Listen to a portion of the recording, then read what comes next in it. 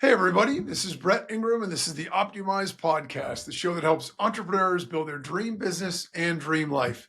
Today, we're talking with Betsy Pepine, best-selling author and real estate serial entrepreneur. She's won numerous awards as one of the fastest growing companies in the US, and the Wall Street Journal has consistently recognized her real estate team as one of the top producing real estate companies in the US.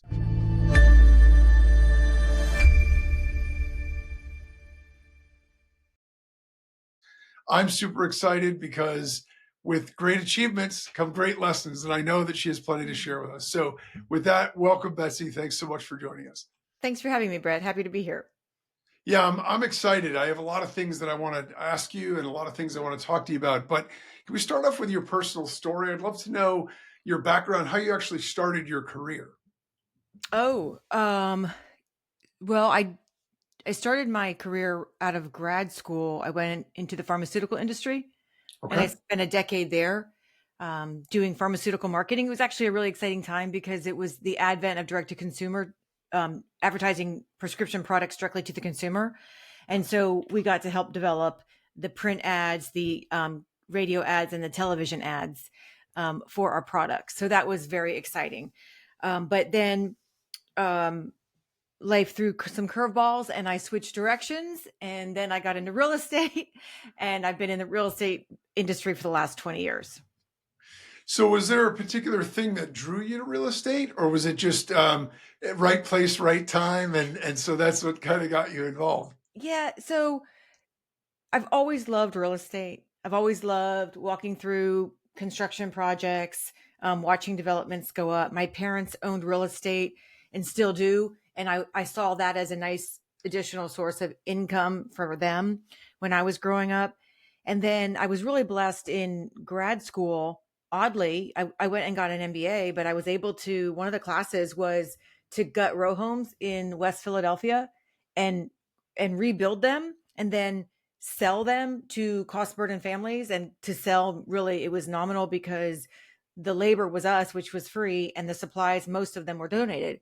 So I got to see firsthand what a house does for a family. I mean, it really is the core foundation of a family unit. And so to be a part of that really was life changing. And so when I had the opportunities to make a pivot, I thought this is really an opportunity for me to do what I think I will love. I wasn't sure I would love it. But I mean, I 20 years later, I still love it and I don't feel like I work. And I used to think that that was kind of a myth that you could actually make a living and enjoy your job. So I've been very grateful that I've been able to see this.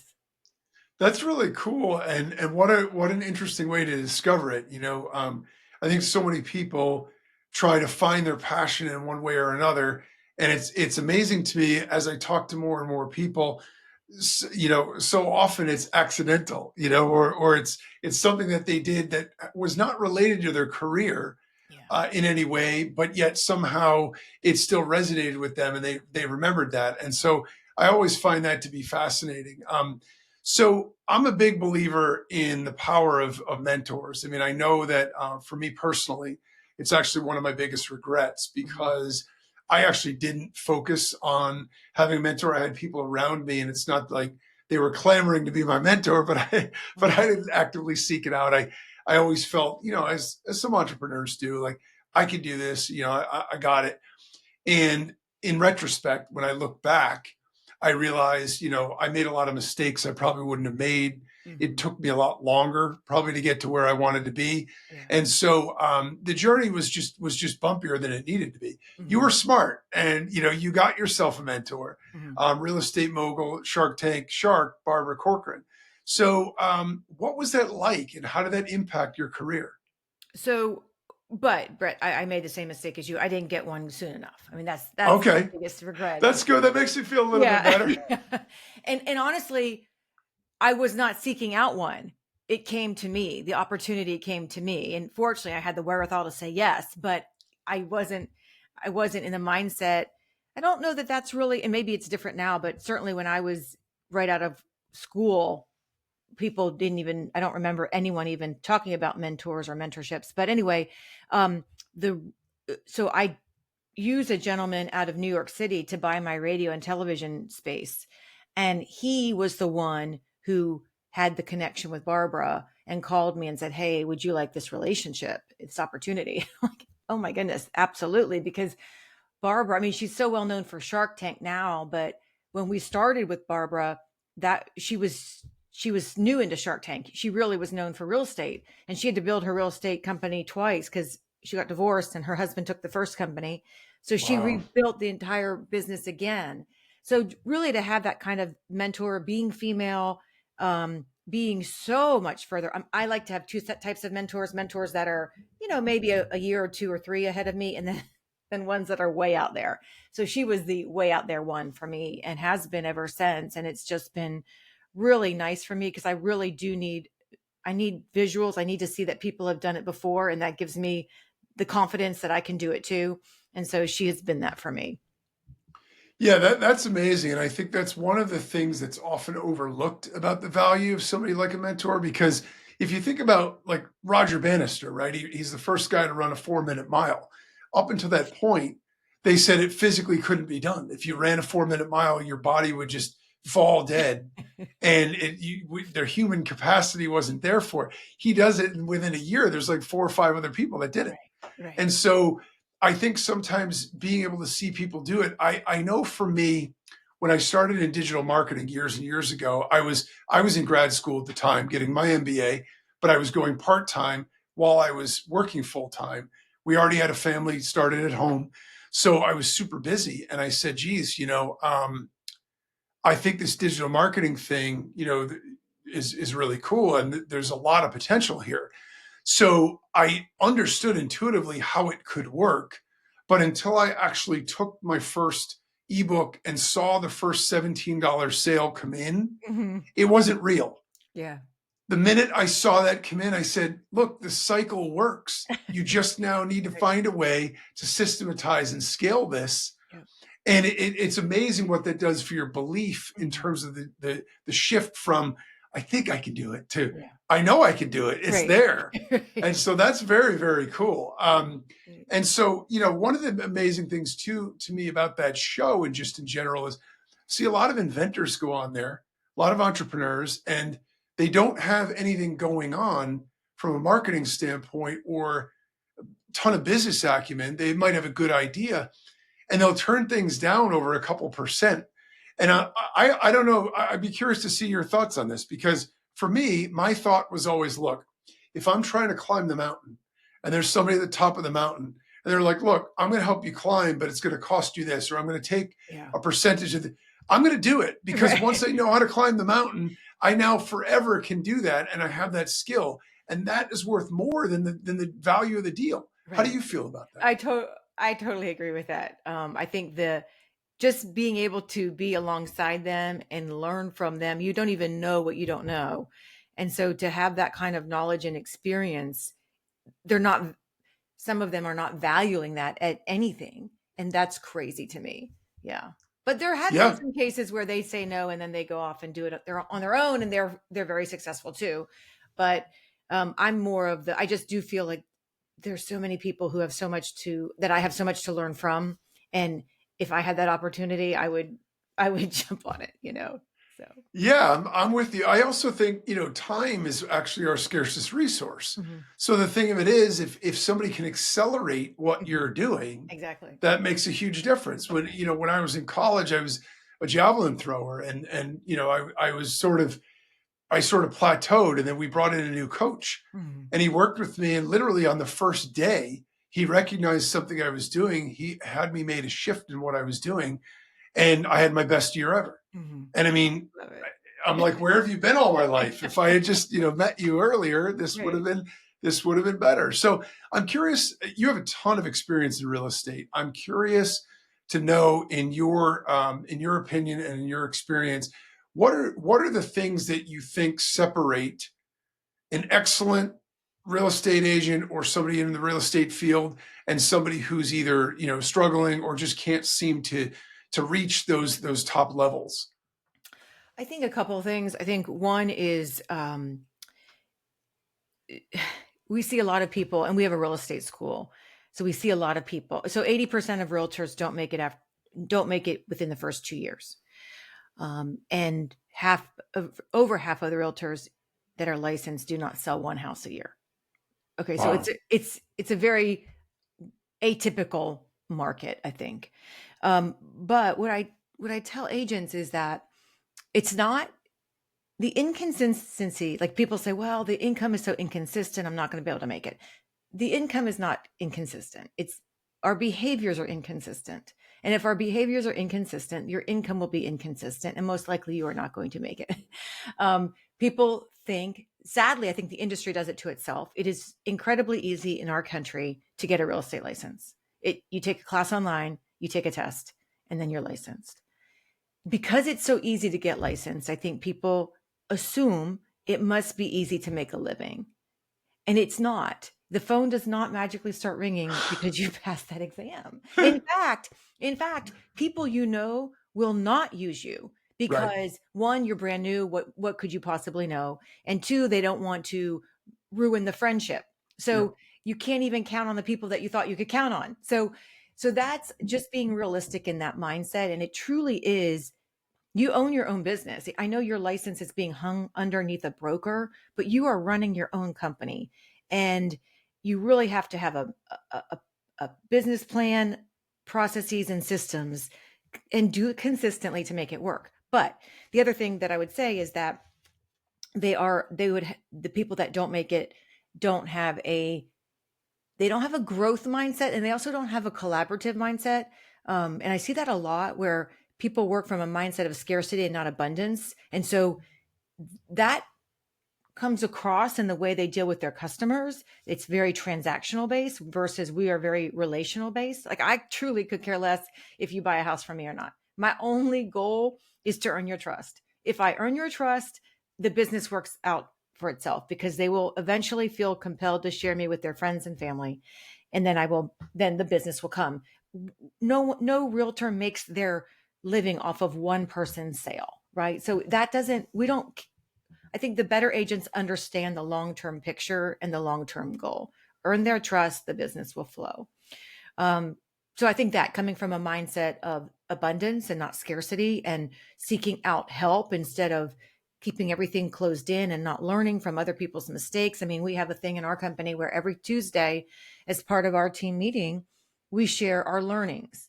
Now, in other companies, maybe they're called mistakes, but they're not. They're truly learnings. And people now, there's a sense of almost they want to make sure they have the best learning of the week, And so we've really flipped it on its head, and there's no shame involved. There's no like, oh my gosh, I want to hide this.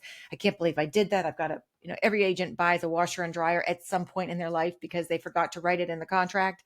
But so now it's almost, I don't want to say celebrated, but it's a badge of honor to be able to come in and share with everybody else your great lesson so that they don't have to learn it, firsthand themselves. So having that kind of a mindset, I think, goes a long way. Yeah, those are great stories to tell too when you have one of those kind of mistakes that you made or something that you Yeah. learned that lesson, and it does make you better at what you do, and if other people pay attention, then it can make them better as well. So it's much smarter to learn from other people's mistakes than your Right. own whenever you can. Right. Right. But I'll tell you, I'm not surprised about certainly the first part of what you said, because I was in sales for a short period of time in the start of my career, and one of the things that one of my very first bosses taught me is that, look, on any given week, it again, it wasn't high ticket like real estate, but it was another one of these things that you're not going to make a ton of money, like a small amount of money a ton of times. You're going to make a lot at one. And so when you're in that kind of a role, it's the process. Mhm. He said, look, if every day you have these inputs, you make this many calls, you make this, Yeah. then the results will be there. Next week, you're a hero. Right. You're going to sell 3 things. Then the week after, you're going to sell none. And he said, if you're the mistake people make is on the week where they make the 3 sales, Oh yeah. I'm all set. I'm a hero now. And then the week after, they can't buy food, you Correct. know, because you can't predict when those sales are going to come through. But then, if the process keeps going the same, and the process equals this output on average, it'll work. Yeah. But I love the idea that you brought up about the scarcity mentality, because I see that in a lot of places. And I know even from my days in sales, um, we had a script that we would use, and it was really good. I mean, they had perfected this over time. And if you went into the thing and you did it the right way, and you had conviction, and you were there for the other person, and it worked like magic. It really did. They had percentages, and it all worked. The minute that you went in feeling like you needed to make the sale Mhm. because things weren't going well this week, Yeah. it's almost like you didn't shower that day. They can sense it. It's your They can, energy. Your energy is yeah, very transparent. it's incredible. And all of a sudden you're like, wait a minute, I did everything right. Yeah. Why did this not work? Because I traveled around, I trained a lot of people in that role. Mm, And I always found that fascinating yeah. too, because you could even butcher the script and not get it all right if you had the right mentality, Right. and it would work. Right. But the minute that yeah, so anyway, that's fascinating, but cool stories. So in your real estate career, is that where you got the idea to start helping other people? Because obviously you've transitioned to Yeah. written books. And so I'm curious as to know, is that where you got the impetus to do that? I feel like I've always had the impetus to help. Like my mission in life is to improve and empower the lives of others. I happen to do it right now through real estate, but truly I wake up and every day, if my presence doesn't improve and empower the life of somebody, why am I here? That's kind of my mindset. Um, Real estate's just been a very easy way because it's so foundational. I mean, Maslow's hierarchy of needs. I mean, security and safety and housing is at the, I think it's the second layer. So it's like, it's really fundamental. So I feel like it's just a natural fit for my mission in life. And so that's why we created the nonprofit where, we address a segment of the population that will currently would never be in the position to use our services. So they're not going to be able to afford a home in the traditional way. They're not going to use a realtor to find a home. The median income and the median housing costs the disparity is too great. And so Mhm. how can we help those people that never can come through the front door, right? And so I think it just naturally, real estate naturally lended itself to that. I'm very empathetic. I've always worked with the homeless and at-risk populations, especially women and children. And so it just was a really nice synergy for what I'm already doing. Yeah, I mean, I think that's terrific. So you wrote the book Breaking Boxes, Mhm. dismantling the metaphorical boxes that bind us. Yeah. Can you share with us what that's all about? Yeah. So that came about, that has nothing to do with real estate. So Right. No, people I understand. That's people, why I think it's awesome, because you're sort of, you cut your teeth here, but then you're doing this. And yeah. So a couple of years ago, several years ago, when I understand that I'm very blessed and I'm very privileged. I see that. Um, but I was feeling very unhappy and I was frustrated with myself. In fact, it took me a year to even admit it to myself because I didn't feel like I had the right to be unhappy. When I look at the world, I understand that I am blessed. So, but once I got real with myself and said, I don't want to continue to live like this. And it was like, I couldn't figure it out because I feel like I had checked off all the boxes. My businesses were successful. I had a great family life, yet I was unhappy and unfulfilled. And through a variety of different modalities, through journaling, meditation, yoga, EMDR, bioenergetic work, therapy, just I was very open to exploring and uncovering what was going on. The common thread for me was um, at that time and also throughout my life, I've seen these instances where I feel like I have been in a box, and a box that either never served me to begin with or no longer served me. And it was kind of like if you've ever had the misfortune of ordering a bedroom mattress from Amazon and it comes to your door and it's in a box and you're like, there's no way that mattress fits in that box. And you lug the box inside, you rip off the tape, and this thing starts to, morph into a mattress. And you look at it 2 days later, and it is now the size that it was designed to be. I felt like I was in that box. And I wasn't a victim. I mean, yes, family of origin can put you in boxes, society can put you in boxes, your religion, your gender, your roles. I mean, they're everywhere. But I also put myself in boxes. It doesn't, it's not just oh, they put me in a box. So the book was about, so when I started sharing these stories, my life stories with others, it seemed like everyone had their own set of boxes that they were struggling with. And so recognizing that it seemed to be a universal issue, and with my mission to improve and empower the lives of others, I thought if I wrote the book and it helped just one reader recognize a box that they perhaps didn't even realize existed in their life, and that it triggered them to move towards a more authentic and fulfilling life and getting out of that box, it would have been worth my effort. So that is why I wrote the book. And that's how the book came to be.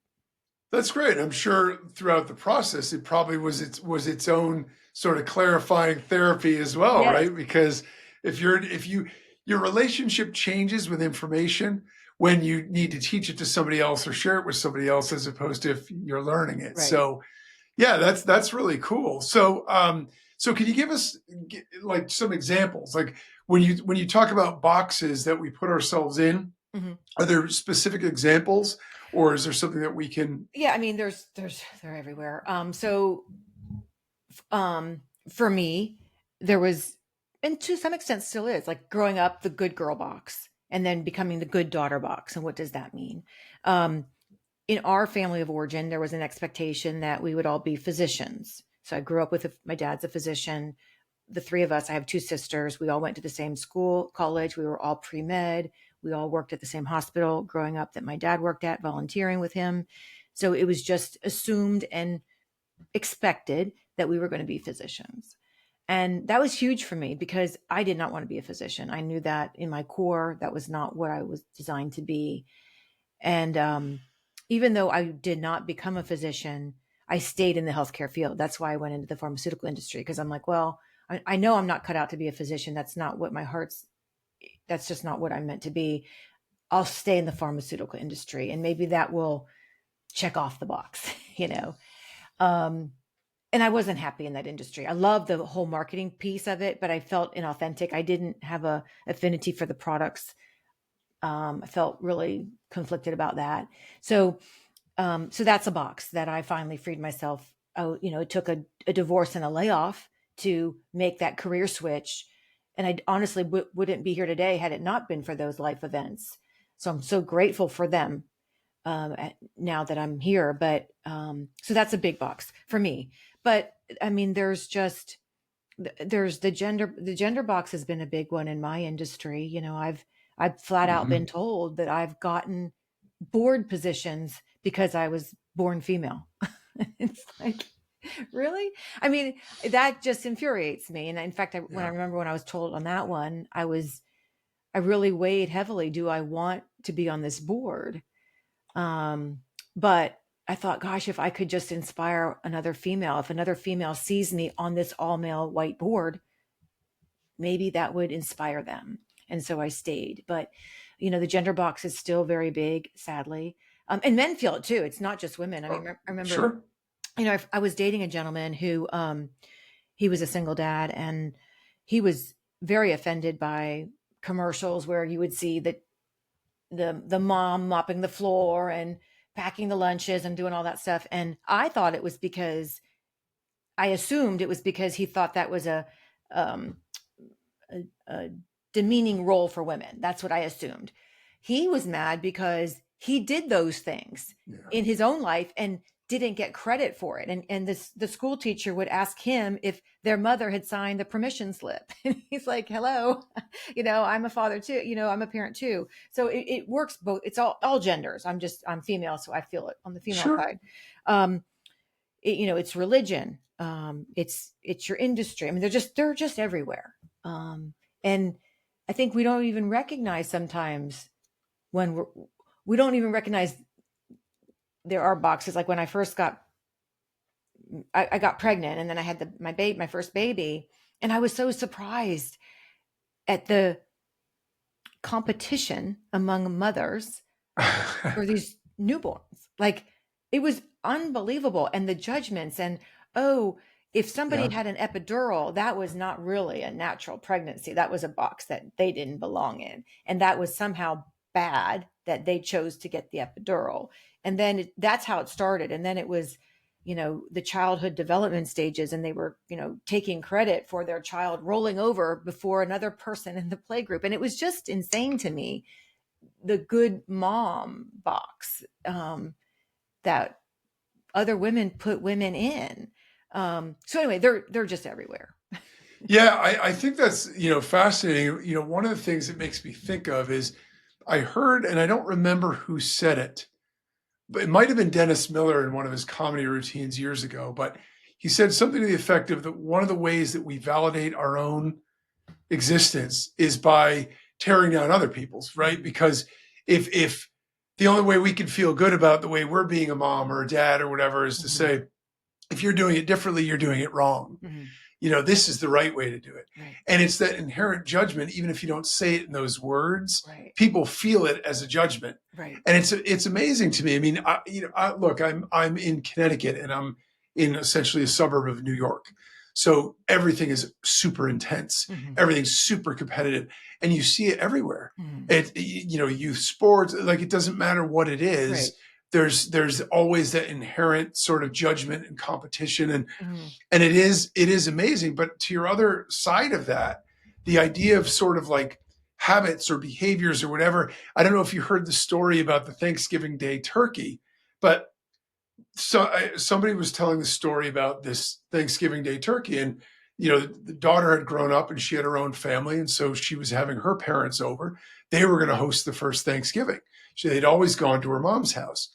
So the mom shows up, the dad shows up, everybody's there, and she's got the turkey. She pulls it out of the oven, and the end of the turkey is cut off. And her mother looks at her and she, why did you cut the end of the turkey off? And she said, well, because isn't that how you do it? Like when we grew up, that's always how the turkey was in our house. She said, that's because our oven was too small. It wouldn't fit. I mean, literally, it was just a habit that she learned and didn't even evaluate or think like, is there a reason for doing this? Right. And I think we go on autopilot sometimes, right, and don't question things enough. Right. Exactly. Totally. And that's, exactly. But that's why you don't even know you're in a box, because you don't know there's options outside that box. Yeah. I mean, they put the elephant when they're training him on the little string and he can't move off the post. And then when he gets older, they don't even need the string anymore because he just knows I can't move. It's terrible, but you see it in everyday life all the time. So, so can you give us a sense of some of the pivots that you made in your life? I mean, obviously you shared with us some of the things and what lessons other people can take from that in terms of how we should evaluate what we're doing. So I pivoted from the career. I pivoted from the good mom box. I did that at it was one day. My older daughter, I have two daughters, they're a year apart, and my older daughter was in first grade, and she had her first like weekend project to take home. And it was, pick a famous character that you identify with and put it on a poster board, her life. And so she picked Rosa Parks, and we spent the weekend on that poster. She and I would literally, like, I drew the lines in pencil, and then I would tell her, so that the letters would be perfectly straight on the top, the title. And then I would put the glue on the back of the picture, and I'd say, Maria, put that picture here. And I mean, I had laid out that whole thing. It looked beautiful. And we bring it in the next morning, Monday morning. And as we're walking into school, I see these kids, and they're like, their posters are rolled up, torn, handwriting, or the writing's handwritten, not even sticker letters, going down like down a mountain, slanted, smudged. I'm like, oh my gosh, I'm like, what mother would do that? Why would they allow their child to bring this poster in? And I am saying this to myself. And I walk into the classroom, and I see these children by themselves with their posters, their faces beaming, in line in front of Mrs. Walton to share with them their poster. And I look at my daughter, who does not have that expression on her face, and I am carrying her poster. So proud of the poster that I did. And I was so disgusted with myself. I'm like, what am I doing? What is the goal here? Is the goal for her to have I mean, it looked like something that an adult did because an adult did it. And I left that classroom. I was literally crying. And I said, you know what? I am not doing this anymore. Because I thought in my head, that's what a good mom does. And I think I overcompensated because I was divorced. I was raising them as a single mom. I didn't want that teacher to feel like they didn't have a mother that wasn't involved. I feel like I kind of overcompensated in that way. But I went cold turkey. I had read a lot of John Roseman books, and he's very old school, but he's basically like, if you don't want your child, if you don't want to be doing this for your child, when they're 10, 12, 15, don't be doing it for them now. So Yeah. anything that they can physically do on their own now at 6, 7, they should be doing. So I taught them how to do their laundry. I taught them how to make their lunches. I, I taught them that if their homework sat on the counter, it didn't walk itself to school. I wasn't going to take it in.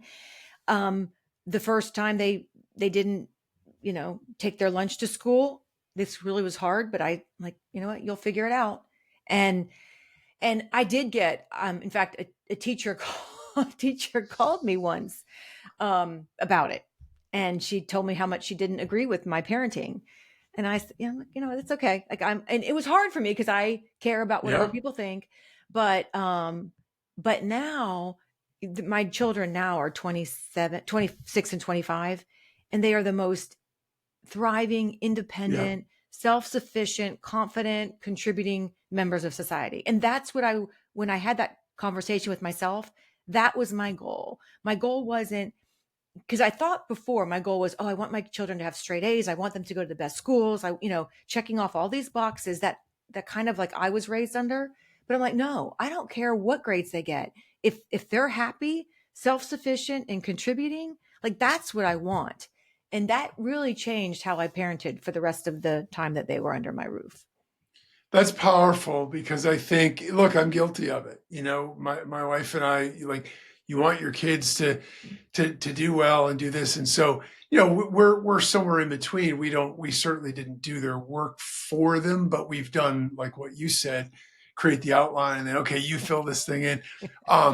Try to get them to take responsibility, but it is hard because when you get to that sort of tipping point where you have to decide, do you let them suffer Mhm. so they learn the lesson? Yeah.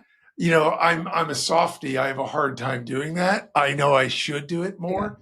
I'm grateful because my older son is graduating college this year, and he went away to college, sort of a boy, Mhm. pretty immature, nice kid, but not he not very self sufficient at all.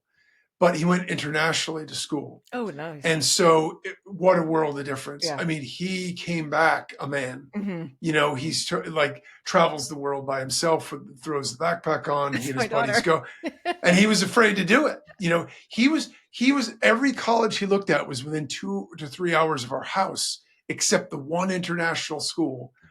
And when he got in, my wife was all for it. She was pushing. I'm like, this is a waste to even have him apply there. Do you know your son? He's not going more than a couple hours from home. He got in, and I was shocked. He said, I think I'd regret it if I don't take the chance. I'm going to go. If I hate it, I can always transfer back. Right. I love it. And the rest is history. Like, he did it. And so, and my younger guy, he's killing it too. So I am very like grateful, and I recognize that, and lucky in some ways, because I probably didn't set them up to be self-sufficient enough. Yeah. I think I was guilty of doing too much. Yeah. And but it is hard because, like you said, it's not just the love you have for them, but it's also the external Oh, pressures yeah. because you're being judged all the Oh, time, yeah. you know? Yeah. And so good for you that you were like, no, this is the right way to do it. And this is what I'm going to do. Yeah. Do you have advice for other people? Like, if somebody's feeling like maybe a little trapped or a little suffocated in their current situation, Mhm. what tips do you have for them? For me, the biggest thing is identifying why am I staying in a box that's no longer serving me, right? And so it's usually fear based. It's usually one of three fears: fear of failure, which I threw that one out a long time ago. Failure is a box. It's a mental construct. It's a human construct. I've got a dog sitting beside me here. He's not worried about if he's going to fail going to chase that rabbit today. He doesn't enter his mind, or if he's going to be a good boy today. He doesn't mind. That doesn't, it's a mental construct. And so, and I've said to myself, okay, I always say, okay, worst case scenario, Betsy, what happens? Worst case, if I quote unquote fail, it's not a fail, it's a label. I didn't have the outcome I wanted or expected. I have to pivot. Okay. And I will have learned something so valuable that I get to take that with me for the rest of my life that will make my future better. Okay. That's worst case scenario. That doesn't sound too bad. And Right. studies have shown worst case only happens 3% of the time. So what am I worried about? So I really, that one doesn't trip me up anymore. And I think if people actually thought through that, it really won't trip you up. I think it's just, we keep it in our head. We don't really write it down. We don't understand what we're fearful of this failure and what exactly does that mean. And so then it just becomes kind of this nebulous, scary thing. So that would be, how I would address that one. Fear of change is a big one. People, even if they know change is better, I'm glad your son recognized that he was scared, but he still went for it. But that one, for me, it's more a muscle of putting yourself in uncomfortable or uncertain situations. So the more you can do that on a small scale, the easier it becomes. So I have a habit tracker that I track habits every month. One of the things that consistently stays on my habit tracker is, did I do something new today? I force myself to do something new or uncomfortable. So every morning I wake up, I take a ice cold shower, because I do know that if I do nothing else today, I will have made myself uncomfortable at least once, and I survived. And it really does build up your resilience to things that you don't expect, that you don't want. You become so much stronger for that. So that's something that I've done to try to develop that muscle. And then the other one is a fear of loss. And loss could be loss of status, which that was for me when I had to tell, when I told my parents I was going to become a realtor. Oh my gosh. So, they wanted me to be a physician, which required years and years and years of education and training. And they paid for all my education. They sacrificed so that they could put the three of us through college and grad school debt free, which I am so grateful for. And now I'm telling them I'm switching to a career that requires a GED and me to pass a test online. That did not go well. So, and I lost status in my family. I did. I did. And so that one was a hard one for me, but I had to choose. I was at a point where I'm like, I have to choose myself over what they think. The other fear is a fear of loss of social connections. And so whenever you make a move, it's like a chess game. You move a piece, the game has changed. Yeah. People will change. People aren't going to like it. They're going to feel threatened. They're going to feel less than. They're going to feel like, what is she doing, or whatever. There are going to be some people you lose on your journey. But I look at it as, one, it's a necessary ending. The relationship was complete. It's not a failure. It completed itself. It served its purpose in my life and in theirs. And we're both moving on. And then also, in addition, I like to shore up new connections so that it helps me stay stable. We're human species. We're social by nature. So as you're moving towards a new box or out of a box, there are people on that path of yours that you will be attracting with your new energy. So identify those people and shore up connections for your future self, because you're going to leave behind some from your former self. And then the last fear, I think, for people, the loss is loss of financial security, especially when you're switching jobs or really wanting to make a major career move. And, I had that. I was going from a very well-paying industry with great benefits to being a realtor where you're working for yourself and there's no set paycheck. But I didn't have it then. But nowadays, with the gig economy, with remote working, with the internet, there's so many ways you can supplement your income as you're transitioning to this new role. If it's a career move for you, that I think that one is less of a concern for people nowadays. Yeah, no, and that's great advice all the way around because I do think that it is important sometimes to question things, especially if we're feeling unhappy or discontent with stuff, because Mhm. usually that means something's out of alignment. Mhm. So you want to get that fixed up because ultimately that's where, the one thing I have always told my kids is follow what you're passionate about, Mhm. because if you're chasing money, it's hollow. It's going to get old really fast. Yeah. And so you've got to do something you're passionate about, and then you love it, so it doesn't feel like work anyway. Mhm. All right. So where can people find your services, connect with Yeah. you? So I have my website is betsypepine.com, and that's where stuff about me and my book are.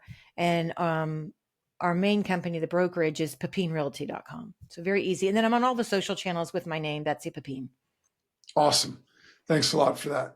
All right, I have one last question I have to ask because I always want to know what everyone's going to say. That's what is your number one tip for success as a business owner or an entrepreneur? Interesting. Um, I I would say in life, my motto, and I'm speaking for myself because I have to remind myself of this, is enjoy the journey. I've been somebody who's definitely been on the other side of that, where it was always about the outcome and the destination, and recognizing, especially the older I get, that's not that's not fulfillment. That dopamine hit or high that you get when you've completed whatever you're envisioning and want is very fleeting. It's who you become in the journey of that, which is what I need to cherish more. And so I would say that to other people too, because it's just a lesson that I have to continually remind myself. Yeah, well said. And by the way, I'm in the same boat. I oftentimes am so focused on where I'm trying to go that I forget that, I miss that, and I'm constantly trying to remind myself because it is the journey, and it's even the journey that's a struggle and that's difficult. That's what gives it the value that it has at the end of the day. Mm, And so if you don't have that, or you just are trying to race through all of it, hmm. I mean, to what end? And Right. so ultimately, yeah, I fully agree. All Mm. right, well, that is just about time to wrap things up. I want to thank you again so much, Betsy, for coming on, sharing all your insights and great tips with us. Visit betsypepine.com to sign up for a free newsletter and get her book. Thanks for tuning in, everybody. And as always, remember, no matter what you want from your business and your life, don't compromise, optimize.